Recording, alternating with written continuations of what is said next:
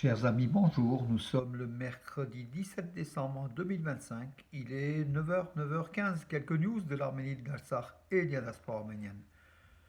Le seul conflit que l'administration Trump a contribué à résoudre est celui entre l'Arménie et l'Azerbaïdjan, indique Deutsche Welle. Une caricature que j'ai réalisée, donc Donald Trump avec sa chevelure. C'est le passage, c'est la route Trump. Voilà, donc on voit les voitures passer au-dessus. Il est content. Il ne connaît pas où se trouve l'Arménie, d'ailleurs, il ne connaît pas trop. Hein. Il ne sait même pas le nom du Premier ministre arménien avec lequel il a signé des accords de paix, il se trompe souvent. Il prend l'Arménie pour de l'Albanie ou l'inverse. Voilà, donc en fait, il est dans l'à peu près, donc Donald Trump. Mais en tout cas, il est fier d'avoir laissé en Arménie son nom avec cette route Trump qui traversera le sud de l'Arménie. Donc voilà, donc le journal, enfin le site Deutsche Welle affirme que c'est le seul, c'est le seul conflit que l'administration Trump a contribué à résoudre. Voilà, les autres, en fait, il y a eu des cessez-le-feu, donc entre le Cambodge et la Thaïlande, il y a eu des petits accords, mais le conflit n'est toujours pas réglé. D'ailleurs, le conflit arméno-azerbaïdjanais n'est toujours pas réglé.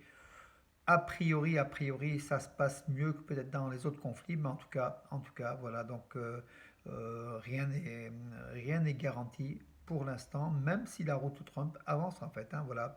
Il faut aussi le dire que les Américains sont en Arménie, ils investissent 140 millions de dollars et cette route Trump va sans doute se réaliser. Le projet donc TRIPP n'est pas le corridor de Zangezur, affirme le vice-président de l'Assemblée nationale d'Arménie, donc Rouben Roubinian, répondant aux préoccupations de l'Iran. Voilà, l'Iran qui s'inquiète que la route, le trip TRIPP devienne un corridor du Zangezur, donc le passage donc extraterritorial, un passage extraterritorial et qui freine, en fait, qui éloigne l'Iran de la frontière arménienne, en fait, la frontière arméno-iranienne à hauteur de Merli puisse ne pas se développer suite à cette route TRIPP. Donc c'est la crainte de l'Iran avec son ministre des Affaires étrangères qui s'est inquiété aussi. Donc voilà, Yerevan répond, rassure, mais voilà, assure mes amis, on ne sait pas. Erdogan qui affirme que l'Azerbaïdjan et l'Arménie sont proches de la signature d'un traité de paix. Voilà, c'est selon l'agence APA.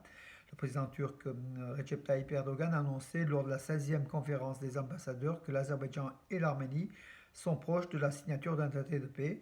Le dialogue avec l'Azerbaïdjan nous permet de faire progresser simultanément le processus de normalisation des relations avec l'Arménie, a souligné le dirigeant turc, le dictateur turc, qui a également indiqué que des mesures seront prises dans ce sens dès le début de l'année prochaine. Voilà, donc on risque d'avoir donc au premier semestre 2026 des choses qui vont se débloquer. Peut-être la frontière arméno-turque qui va aussi s'ouvrir, sans toute probabilité.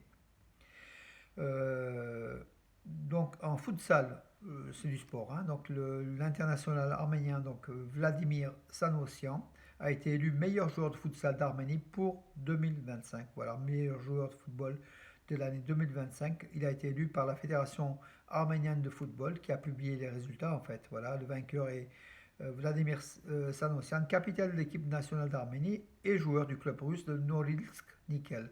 Norilsk Nickel, il a recueilli 6 votes. Voilà, Vladimir Sanossian a disputé 4 matchs sous les couleurs de l'Arménie lors des éliminatoires des championnats d'Europe cette année. L'Arménie s'est qualifiée d'ailleurs en janvier pour ces championnats d'Europe en 2026 qui se dérouleront dans les pays baltes. Donc c'est une première pour l'Arménie en futsal.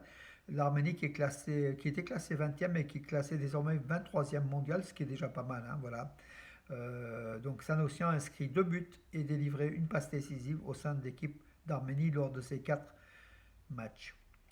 26 223 personnes déplacées de force du Haut-Karabakh de l'Artsakh ont obtenu la nationalité arménienne, a déclaré le vice-ministre arménien des Affaires sociales, du Travail et des Affaires sociales, c'est le vice-ministre du Travail et des Affaires sociales, David Khachatorian.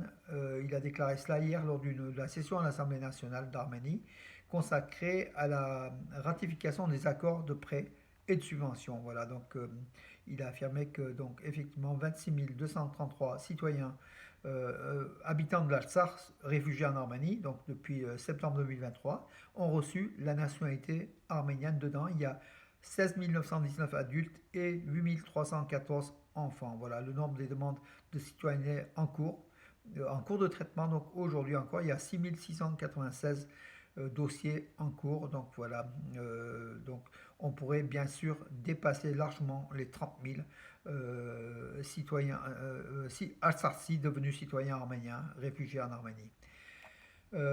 Quelques autres nouvelles. Donc, le projet de loi. Donc, il y a un projet de loi en Arménie qui prévoit 500 000 drams pour chaque naissance d'enfant en Arménie pour relancer la natalité, ce qui est une bonne chose. Voilà, au lieu de 2 ans et demi, au lieu de 2 ans, 1 an et demi de service militaire obligatoire, l'Assemblée nationale d'Arménie a adopté le projet visant à réduire la durée du service militaire de 24 mois à 18 mois en Arménie à partir de janvier, ce qui pourrait être aussi une bonne chose puisqu'il y a l'armée de professionnels, enfin des engagés, qui se développent en Arménie au détriment des conscrits. Hein. Voilà, donc puisque en faisant 18 mois, le nombre baissera bien sûr d'appelés. L'opposition craint, donc l'opposition en Arménie craint que l'Union européenne ne donne carte blanche au gouvernement Pachinian pour truquer les élections. On l'a vu à Bruxelles donc hier, l'Union européenne soutient l'Arménie aux élections. Justement, on va même accorder des financements pour lutter contre les fraudes et puis contre l'ingérence étrangère en fait. Hein, donc on pense à la Russie. Mais l'opposition craint que tout cela serve plutôt le gouvernement Pachinian au détriment des candidats de l'opposition. De nouvelles livraisons de blé destinées à l'Arménie sont acheminées par chemin de fer via l'Azerbaïdjan. Ils sont déjà en route, voilà, ils vont arriver. C'est ce qu'a indiqué donc hier le ministre arménien de l'économie, Gevot Baboyan. Par contre, il n'a pas indiqué le pays d'origine de ces cargaisons, de ces wagons de blé qui vont arriver en Arménie en tout cas, voilà, et puis on aura d'autres marchandises venant sans doute d'Azerbaïdjan et du pétrole d'Azerbaïdjan qui vont sans doute aussi arriver en Arménie dans les jours qui viennent. En tout cas, le gouvernement arménien n'a pas exclu l'achat de produits pétroliers depuis l'Azerbaïdjan. Ça coûte beaucoup moins cher, ça peut doper l'économie arménienne. Voilà mes amis pour aujourd'hui, je vous donne rendez-vous à demain et je vous souhaite une très bonne journée. À demain.